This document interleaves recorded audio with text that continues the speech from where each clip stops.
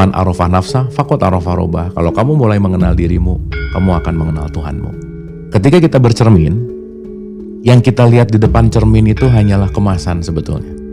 Karena esensi diri kita bukan kemasan ini, tapi isinya, yang disebut dengan yang namanya ruhani. Maka puasa itu adalah kegiatan keruhanian, bukan hanya kegiatan fisik. Maka diulang-ulang Nabi Muhammad selalu mengatakan, banyak dari umatku yang puasa, mereka cuma dapat haus dan lapar. Haus dan lapar itu urusan fisik.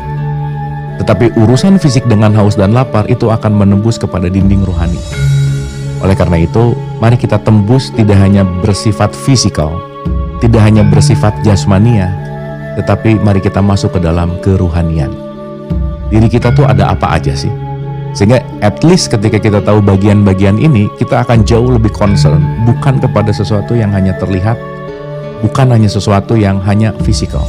Seperti contoh di surat 29 ayat 57 ada kata-kata kullu nafsin, setiap nafas. Nafas itu kalau diartikan dalam bahasa kita di Indonesia itu disebut dengan yang namanya jiwa. Maka kalau sering dengar kata-kata yang akan dimintai pertanggungjawaban dalam hidup, itu kan bukan tubuh fisik ini. Karena tubuh fisik ini akan expired di tempat pemakaman umum. Tapi semua apa yang kita lakukan itu akan masuk ke dalam recording jiwa kita. Maka secara sederhana, simple, supaya kita benar-benar lebih mengenal diri, at least kita tahu bahwa kita terdiri dari 3 part penting dalam kehidupan ini. Yang paling luar cangkangnya disebut jasad, aplikasinya disebut jiwa, dan intisarinya disebut ruh. Maka 3 poin penting ini menyatu kesempurnaannya menjadi yang namanya manusia. Bagaimana kita memberikan nutrisi secara seimbang kepada 3 bagian tubuh kita.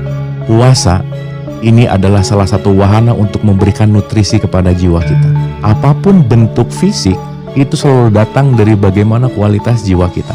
Maka bagian besar dari puasa justru akan memengaruhi jiwa kita. Justru akan memengaruhi hal yang tidak fisik. Maka bukan masalah tidak makan dan tidak minum, tetapi tidak makan dan tidak minum adalah jembatan menuju kepada kesadaran yang lebih esensial. Bukan fisik ini, tetapi jiwa.